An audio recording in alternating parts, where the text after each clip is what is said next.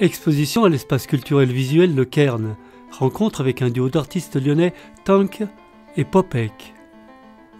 Une résidence artistique créant in situ une peinture et une installation. L'exposition qu'on présente ici au Cairn, on l'a appelée Souviens-toi du futur, parce que nous on aime bien au travers de nos œuvres interroger beaucoup le visiteur et amener des réflexions autour de notre environnement, et là en l'occurrence du présent, du passé et de l'avenir.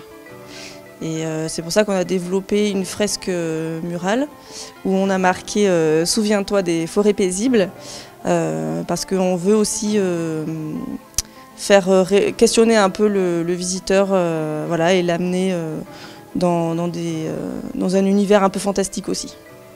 Un travail de recherche et de réflexion avant de lancer la fresque murale.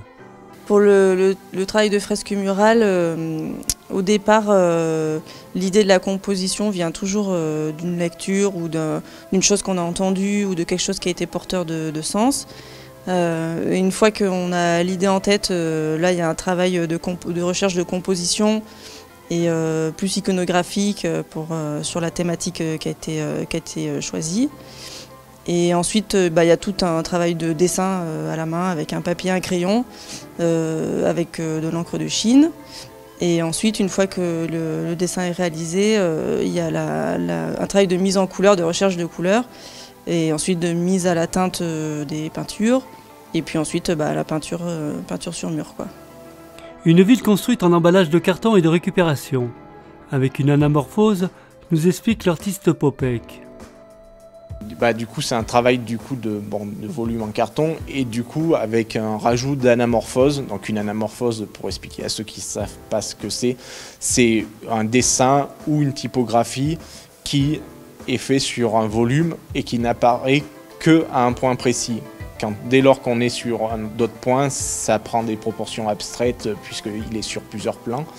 Et du coup, une fois qu'on est au bon point, soit on a le dessin, soit on a la typographie, enfin on a le visuel qui se forme. Voilà, donc ça c'est ça le principe d'une anamorphose. Et là, l'idée avec ça, c'est toujours pareil, l'obscur futur, c'est un peu venir un peu. On a une installation qui est mignonne, esthétique, qui plaît beaucoup aux enfants, c'est très ludique. Et du coup, la phrase, elle est là pour venir un peu déranger, dans le sens où se questionner un peu sur l'avenir. Est-ce qu'on va finir par vivre dans des déchets ou pas? Et avec aussi l'idée de monter des eaux, donc on a l'impression que tout flotte à la surface. Donc ça questionne aussi sur cette chose-là, tout en étant très mignon. Des artistes multidisciplinaires qui ont bien l'intention de revenir proposer un nouveau projet, qui pour le coup ne sera pas éphémère.